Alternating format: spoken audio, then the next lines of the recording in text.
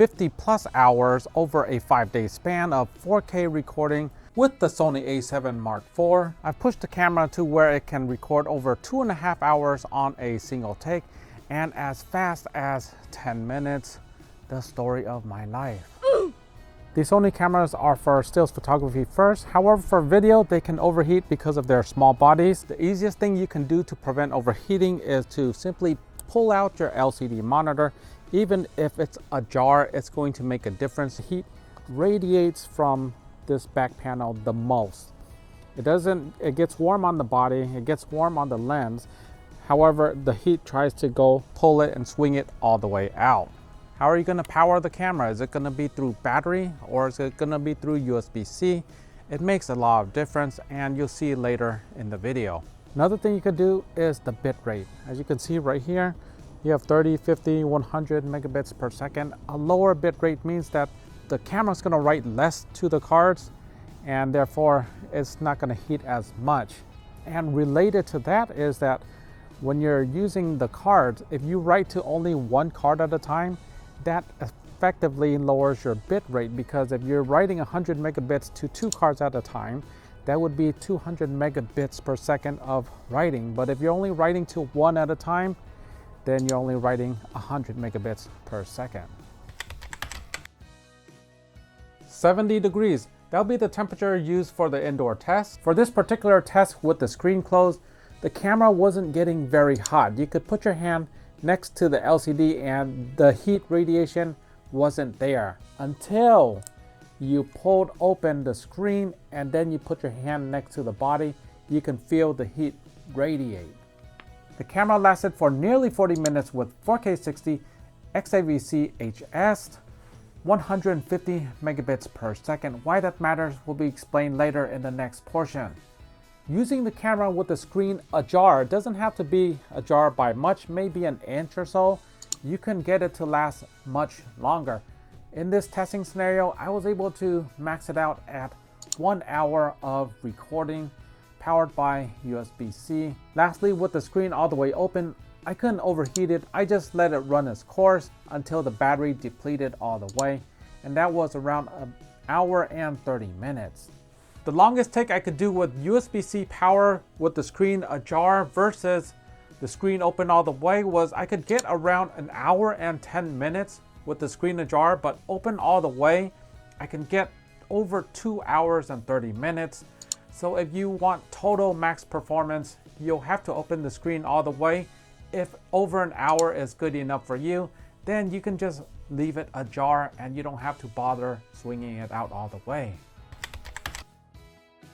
The powering situation is a little bit different. Not all USB-C is the same. I was getting 30 minutes of record time before it overheated, and in other scenarios I was getting over an hour and I couldn't figure out why. It turns out power delivery is different from just regular USB-C power, and then you've got this third-party battery. Now, I'm not saying don't use third-party batteries. I'm just saying that my battery smells like burnt plastic. I'm still covered by your warranty, right, Sony? With battery power only, I was able to get an hour and 19 minutes, and then an hour and 47 minutes, and then 40 minutes, and then an addition of an hour and 42 minutes for a total runtime of 5 hours and 28 minutes before I called it quits, because what's the point? Who's going to record that long? When using the proper USB-C power delivery, I was able to get a record time of 2 hours and 26 minutes on a single take. I think that is more than good enough for most people. The bitrate factor one is important. However, as you get to higher bit rates like all intra, the record times are ridiculously short. I wasn't able to overheat the camera using those bit rates. I was flowing from one memory card to another because the record times were so short. And if you're using that and you need infinite record time, best to go to external recorder. So most of these tests will be in XAVC HS or XAVC S. Bitrate isn't going to make as much as a difference as recording to both memory cards versus a single memory card. If you're recording to only a single memory card, you can expect to run for a very long time. But the trouble comes when you're trying to record to both memory cards. What I found is that when I was using 45 megabits per second, I was able to go 2 hours and 26 minutes with my longest take. When it bumped it up to 75 megabits per second, I was able to get around 2 hours and 6 minutes. So a difference of 10% once I bumped up the bit rate. Realistically, 2 hours and 6 minutes, 2 hours and 26 minutes, does it really matter all that much? So I don't think it's a big factor, even though it is definitely a factor. You should film with whatever bitrate you want to use. If you're desperately trying to hack the most amount of runtime you can with this camera, then I suggest alternating power. What I mean is that if you're using USB-C, it doesn't seem to heat up the battery much. So use USB-C power delivery for as long as you can, and then swap over and start using the battery for as long as you can. Once you get the overheating signal, then get ready and swap out the battery before it overheats. You're going to effectively reset the overheating counter for a little bit of time. And you can see in these tests that there's often times when the overheating sign came up and then the battery exhausted sign came up. And I would exhaust the battery before the camera would overheat. Once I transferred out the battery, then a lot of the overheating problems went away as well before they eventually came back. But by then I've already filmed for several amount of hours, and by then you might be done for the day. This camera recovers very fast, so just changing out these batteries makes a big deal. Will it blend? Right, not that type of test. Anyhow, I have this blender and it's going to act as a greenhouse. It's plenty warm in here to replicate other areas of the world where it's hot. It's 95 degrees Fahrenheit, 35 degrees Celsius. So that should be pretty warm, and we're gonna test with the camera right now. In this first test, we are getting direct sunlight right on the camera with the screen open.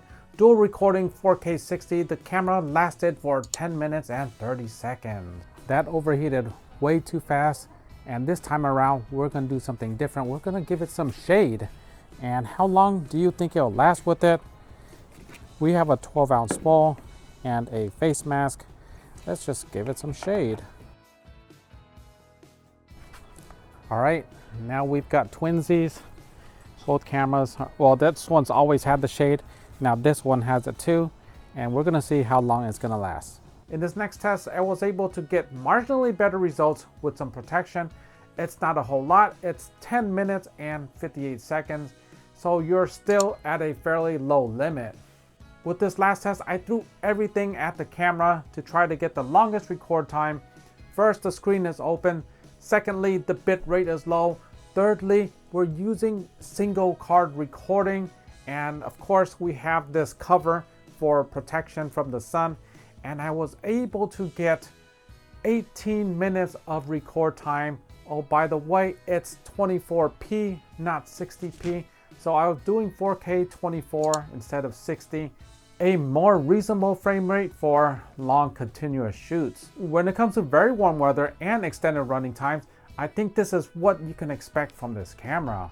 So to reiterate, what I think is the best way to keep longest recording time is to simply keep the camera cool, open your screen as wide as possible, record to a single card slot, and if you have to, then lower the bit rate.